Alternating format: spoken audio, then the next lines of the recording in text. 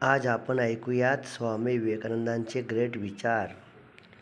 व्यक्तिमत्व विकास या पुस्तकात स्वामी विवेकानंद सांगतात की ध्येय प्राप्तीसाठी खरीखुरी तळमळ बाळगणे ही पहिली पायरी आहे. माणूस जितका मोठा तितक्याच कठोर व दारुण परीक्षातून त्याला पार व्हावे लागते.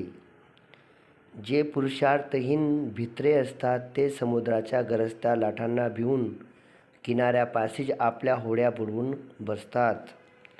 आत्मविश्वासविषयी स्वामी विवेकानंद सांगतात, आत्मविश्वास मानव जातीचे सर्वात अधिक कल्याण करू शकेल.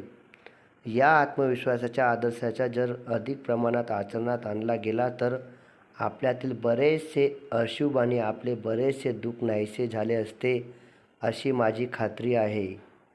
मानवाचे अंतिम लक्ष्य ज्ञान होय, सुख नव्हे. इंद्रिय सुख हे मानवाचे ध्येय नव्हे, ज्ञानप्राप्ती हे जीवनाचे लक्ष्य होय.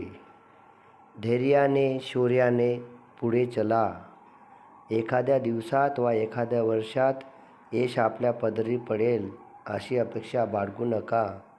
सर्वोच्च ध्येयाला सदैव चिकटून राहा. स्थिर शांत राहा. मत्सर आणि स्वार्थपरायणता या दोन्ही गोष्टी टाळा.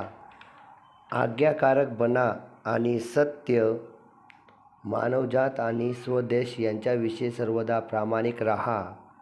म्हणजे तुम्ही अवघे जग हलवून सोडाल. लक्षात ठेवा की स्वतःचे व्यक्तिमत्व, स्वतःचे जीवन हे शक्तीचे रहस्य आहे, दुसरे तिसरे काहीही नाही.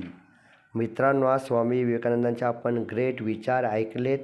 त्याच्यात बघा, ध्येय प्राप्तीसाठी आपली तळमळ असायला हवी. आपले ध्येय जे ठरलेले आहे त्यासाठी आपण मेहनत घ्यायला हवी. आणि अनेक लोक सांगतात की माझ्या जीवनात कष्ट आहे, माझ्या जीवनात त्रास आहे. लक्षात ठेवा, स्वामी विवेकानंदजी सांगतात, माणूस जितका मोठा तितकाच कठोर व दारुण परीक्षातून त्याला पार व्हावे लागेल.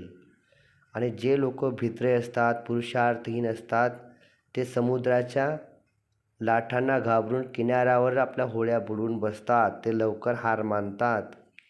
आत्मविश्वासविषयी विवेकानंदजी सांगतात, आत्मविश्वास मानवजातीचे सर्वात अधिक कल्याण करू शकेल, म्हणून आपला आत्मविश्वास डगमगू देऊ नका.